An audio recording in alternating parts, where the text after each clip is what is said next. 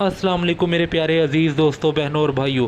آج جو میں آپ لوگوں کے لیے ویڈیو لے کر آیا ہوں اس کا تھمبنیل تو آپ لوگوں نے پڑھ ہی لیا ہوگا کہ موبائل پر قرآن پڑھنے سے ثواب ملتا ہے یا نہیں۔ ایک ٹاپک یہ ہے، دوسرا ٹاپک یہ ہے کہ کیا بغیر وضو قرآن پڑھنا جائز ہے یا نہیں۔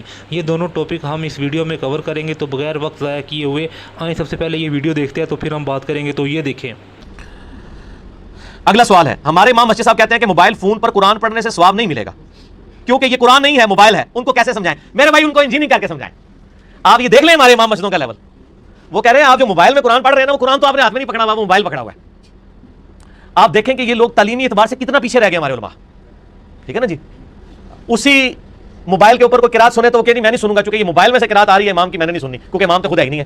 آپ پکی دے انہوں نے اللہ، ٹھیک ہے نا جی، ٹھیک ہے جی۔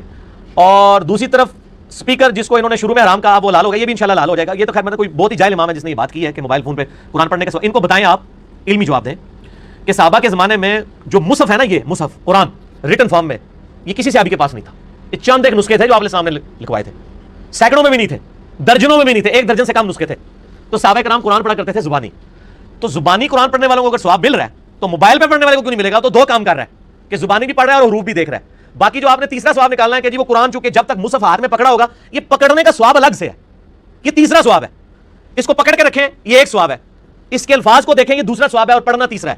تو دو ثواب تو مل رہے ہیں ان کو جو موبائل پہ پڑھ رہے ہیں۔ صحابہ کو تو ایک ثواب ملتا تھا، وہ زبانی پڑھتے تھے، موبائل پہ پڑھنے والے کو دو ثواب مل رہے ہیں، وہ دیکھ رہے الفاظ اور پڑھ بھی رہے۔ پکڑنے والا آپ کی نظر میں نہیں ہے نا، چلے ہم وہ مان لیتے ہیں آپ کو خوش کرنے کے لیے، لیکن پھر بھی صحابہ سے زیادہ ثواب مل رہا ہے عام بندے کو، کیونکہ الفاظ دیکھ بھی رہا ہے اور پڑھ بھی رہا ہے۔ اے فقیر انجینئرنگ کریں گے تھوڑے نال، اللہ کے فضل نال ایسی انجینئرنگ ہوئے گی کہ بھول جاؤ گے سب کچھ۔ تو آج کے دور میں جو موبائل سے دیکھ کے پڑھ رہا ہے اس کو صحابہ کرام جو زبانی پڑھتے تھے اس سے زیادہ ثواب ہے، اگر ان کے وہ لیول اور نیت بھی اس لیول کی ہو، وہ ایک علیحدہ سے بات ہے، اس میں نہیں ہم پڑھ رہے ہیں۔ میں اوور آل گنتی کی بات کر رہا ہوں کہ ایک بندہ دیکھ رہا ہے اور ساتھ پڑھ بھی رہا ہے، یہ ڈبل ثواب ہے۔ اور ایک بندہ صرف زبانی پڑھے، صحابہ تو زبانی پڑھتے تھے۔ جامع ترمذی میں حدیث ہے مولا علیہ السلام سے کہ نبی صلی اللہ علیہ وسلم کو حالت جنابت کے علاوہ کوئی اور حالت قرآن پڑھنے سے مانے نہیں ہوتی تھی۔ صحیح مسلم میں حدیث ہے، عائشہ کہتی ہے میں حیض سے ہوتی تھی اور نبی صلی اللہ علیہ وسلم میری گود میں سر مبارک رکھ کے قرآن پڑھتے تھے۔ سر اے تو انہوں نے جواب لگ گئے تھے، آپ کی بیوی حیض کی حالت میں ہو اور آپ اس کی گود میں رکھ کے قرآن پڑھیں تو سیدھے کہنا قرآن کی گستاخی ہے، اور نبی علیہ السلام کرتے یہ تھے۔ صحیح مسلم میں حدیث ہے۔ سر ہمارے پاس ایسے جواب ہیں، ایسی انجینئرنگ ہے کہ سارے انجینئر اور مولوی فیل ہیں، اس لیے کہ انہوں نے جزوی دین لیا، انہوں نے کبھی سوچا نہیں، انہوں نے اپنی عقل استعمال نہیں کی۔ اور حقیقت بات ہے، جب میرے بھائی آپ اسکول سے بھاگے ہوئے لوگوں کو علم دین کی لائن میں ڈالیں گے تو دین کے امام بھی پھر لوڑے لگڑے لوگ ہی پیدا ہوں گے نا، انٹلیکچوئلز لوگ کیا آئے دین کے اندر؟ اس میں ہمارا بھی قصور ہے کہ ہم نے انٹلیکچوئلز کو دین کی فیلڈ میں ڈالا کہ آج ہمارے امام وہ لوگ بنے جو دینی اور دنیاوی دونوں علم رکھتے ہوں۔ جو بچہ نالائق ہوتا ہے اس کو کہتے ہیں مدرسے میں ڈال دو۔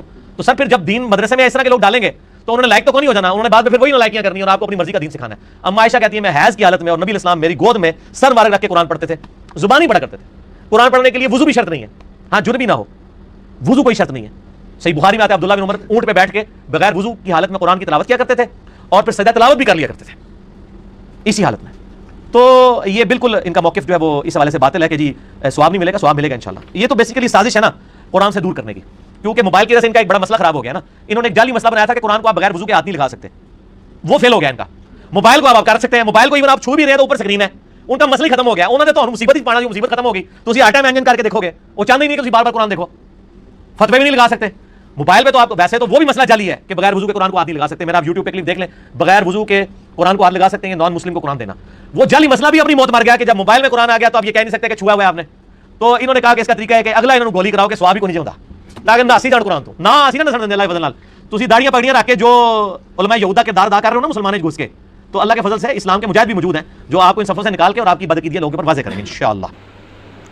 تو دیکھا میرے پیارے عزیز دوستوں، بہنوں اور بھائیوں، اس ویڈیو سے ہمیں یہ چیزیں پتہ لگی کہ موبائل میں قرآن مجید پڑھنے سے کم دو ثواب تو ملتے ہیں، ایک قرآن مجید کو دیکھنے کا اور دوسرا قرآن مجید کو پڑھنے کا۔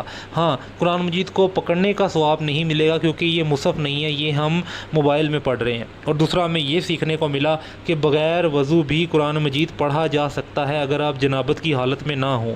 میرے پیارے عزیز دوستوں، بہنوں اور بھائیوں، اس طرح کی مزید ویڈیوز دیکھنے کے لیے میرے چینل عبدالہادی اسلامک چینل کو سبسکرائب کریں اور کمنٹ میں مجھے اپریشیٹ کر دے تاکہ میں اس طرح کی مزید ویڈیوز آپ لوگوں تک لا سکوں۔ جزاکم اللہ خیرہ۔